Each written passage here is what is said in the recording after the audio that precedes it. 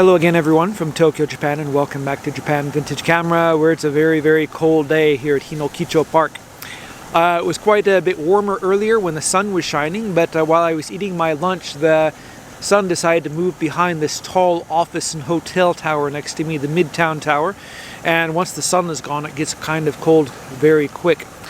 I had originally planned to make this video at the other park where it's a little bit sunnier and warmer, but because I had my lunch here and I don't have a lot of time, I decided to go ahead and quickly make a video while I'm here. So let's go ahead and get started with the subject of today's video, and it's going to be another Petri rangefinder camera.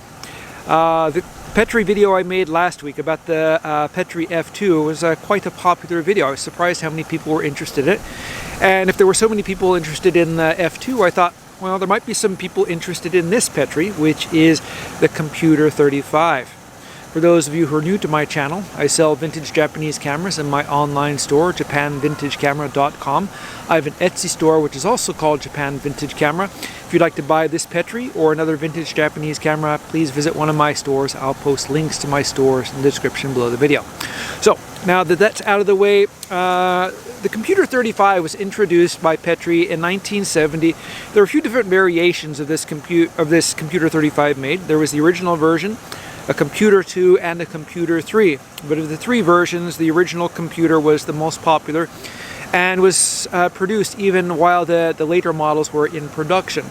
A lot of people seem to like this camera. They liked the style of it, they liked how it worked, and I see quite a few of these in Japan today, and some of them are still in use. This camera looks like a kind of a mix of designs of various different cameras of the period. It looks a little bit like a Yashica camera, it looks a little bit like a Minolta Highmatic F, and slightly like an Olympus camera.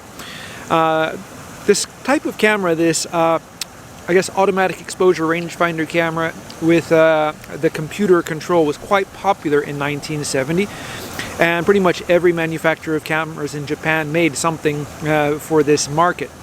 This particular one is actually quite a nice camera. I've said before in other videos that Petri cameras are kind of hit and miss when it comes to quality. Some of them are definitely the cheaper, more, I guess, entry-level consumer kind of camera, while other ones are quite nice. And this one seems to fit somewhat in the latter category. I kind of like the fit and finish of the camera. The lines on it are quite clean. It's like a larger version of the, say, Color 35, but with an electronic exposure system.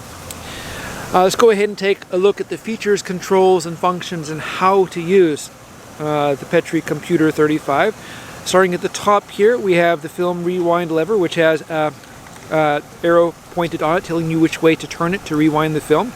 Believe it or not, that is kind of important. A lot of people tend to sometimes turn the wrong way. I've done it myself. Wind the wrong way or rewind the wrong way. You might think this is kind of superfluous, but it's actually quite useful. Next thing here, we have a shoe for mounting a flash gun. As this was 1970, automatic flash technology was getting common on cameras, and it was available on the Computer 35. If you used a dedicated Petri flash, you could simply put it on here and the camera would work kind of automatically, and you would just use the different aperture settings here depending on what was recommended by the flash and the conditions. We have the exposure lamps located on the right side here. We have the shutter release button with a locking lever here, or locking dial underneath. And this camera accepts a standard cable release. And of course right here we have the film counter window. On the back here we have the viewfinder window, and not an especially large viewfinder window, about the same size you would find on like a Yashica CC, or maybe a little bit smaller than the GX or a camera like that. Here we have the shutter charging and film winding lever, and I notice as I'm doing this, the exposure light is coming on. Surprisingly, this camera works quite well. When I ordered this, it was like for sale, kind of cheap, but from a local dealer, and I thought I'd probably end up using it for parts or something like that. But my surprise, it's actually a clean camera, which is in quite good working condition. Moving to the bottom here, we have the battery chamber cover. This camera will use two LR44 or two SR44 batteries, which is really convenient because A lot of the other cameras produced in 1970 were still using the mercury batteries, which are of course impossible to find nowadays. And if you want to use one of these cameras, you have to use LR or SR44 batteries with an adapter. This camera here, as I said, you don't need an adapter. You just put the batteries right inside. And the batteries are really, really cheap. You know, like 20 cents each or something like that. Over here, we have a standard 1/4-inch tripod socket.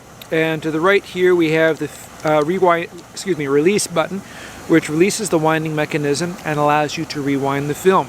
And on the bottom here, we have this kind of cutout on the bottom cover, which makes it easy to put the film in or out of the film chamber. On the front of the camera here, we have the lens, and this is actually a very nice 40mm f2.8 lens.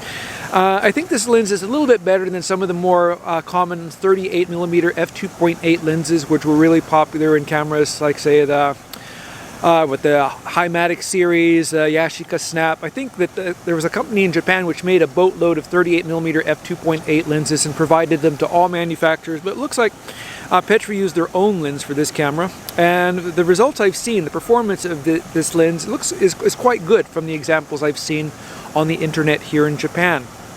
On the top here we have the light meter eye, and this is a nice location on the inside, so you can use a screw-in filter and not have to adjust the film speed to compensate for it. This is an issue we have with cameras like the full-size Yashica Electros.